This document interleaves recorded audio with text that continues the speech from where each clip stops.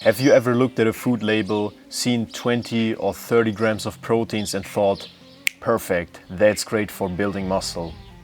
That's what most people do, and honestly that's a mistake. The fitness industry has trained people to think protein is just protein and a protein bar is the same as whey, and if the package says high protein, then it must be true and it must be good. But that's just not true. Two protein sources can have the exact same amount of protein, but one source can still be clearly worse. Worse in terms of amino acid quality and worse in terms of how efficiently your body can use it. And that brings me to the big idea of the video. Not every gram of protein is equal. Today I want to break down what actually makes a protein source good or bad, why the old system that people still quote is outdated, what scientists use instead, and at the end I will show you the most overrated protein sources that people still rely on. Part 1 is what actually makes a protein source good. When people talk about protein quality, they usually mean 1 out of 4 things. First, how many essential amino acids a protein contains. Second, how much leucine it provides. Third, how good it is digested and absorbed. And fourth, how realistic is it to get a practical amount of that protein source. You need to understand that your body does not absorb the protein as intact chicken breast or intact whey or intact gluten. You digest protein into small amino acids and peptides, mainly in your stomach and especially in the small intestine. And then those absorbed amino acids are what your body can actually use. If amino acids are not absorbed by the end of the small intestine, they move to the large intestine where they can be metabolized by gut bacteria. At that moment, they are no longer available in the same way for building body proteins like muscles than they used to be before. And that brings me to the second part. Why is the old system outdated? Because that's exactly the point. A lot of people still bring up biological value and PDCAAS. PDCAAS stands for Protein Digestibility Corrected Amino Acid Score. Sorry for reading this.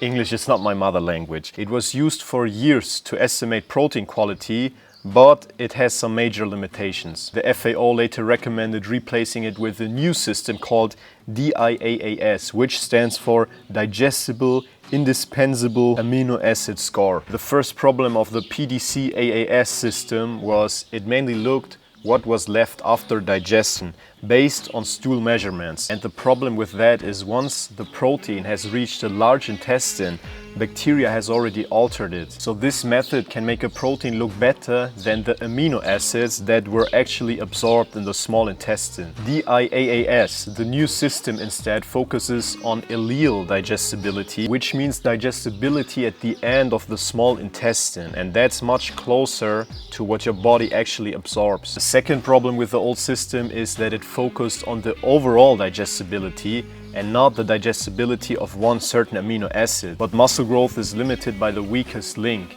If one amino acid is low, it can already limit muscle growth. DIAAS is more accurately because it measures the digestibility of every single amino acid separately. And the third problem with the PDCAAS is that it caps all scores at 100.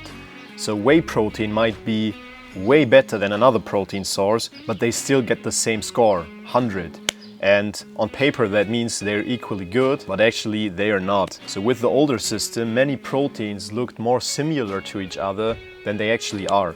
With the new system, the DIAAS, that differences are better visible. Part 3 is why leucine and essential amino acids matter so much. Now, even if a protein gets digested, that doesn't mean that it's equally good for muscle growth. What matters next is the amino acid profile, especially the essential amino acids, particularly leucine. Leucine is one of the key amino acids that triggers muscle protein synthesis. That's one of the reasons why proteins with more leucine and a better amino acid profile build muscles more effectively per gram. Research reviews by Stuart Phillips and others show that protein quality affects how much essential amino acids rise after a meal, which then influences how strong the muscle building response is. That does not mean that low quality protein is completely useless, but it means you often need more out of it, or you need to combine it in a certain way to get the same anabolic effect. The next part is interesting, it's part 4.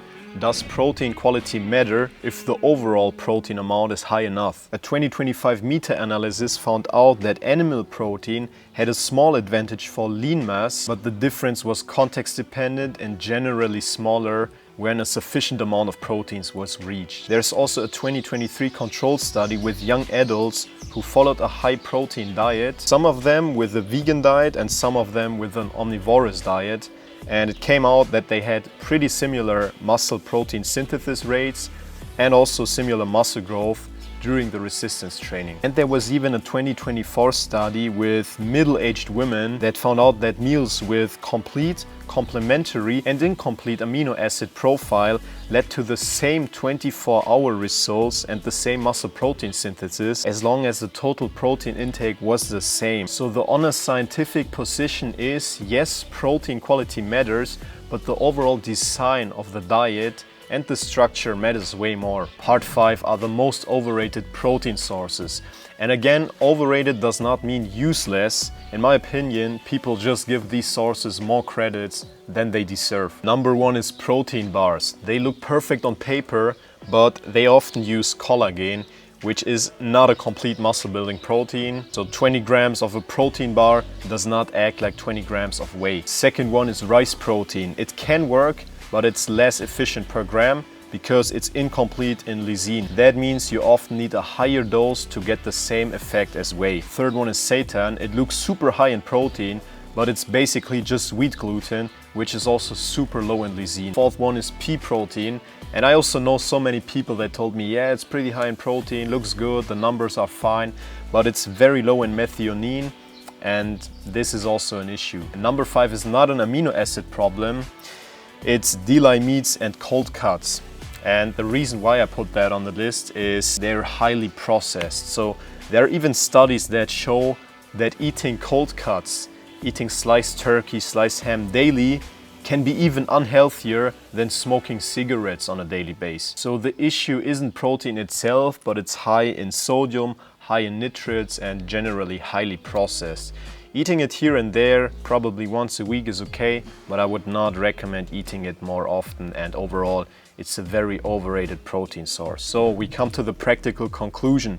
What should people actually do with this? First of all, stop judging a protein by the package.